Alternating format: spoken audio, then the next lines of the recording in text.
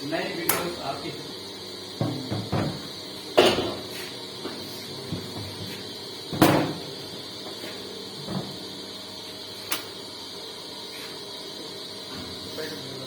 करें करें आप करें।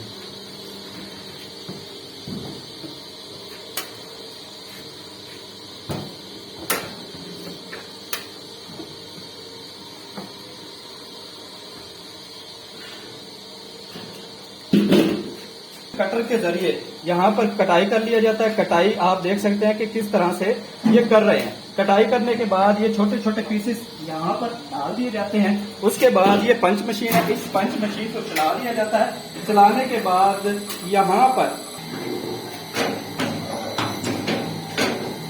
ये साबुन तैयार हो। ये हाथ के साथ इसको आप रिमूव कर सकते हैं।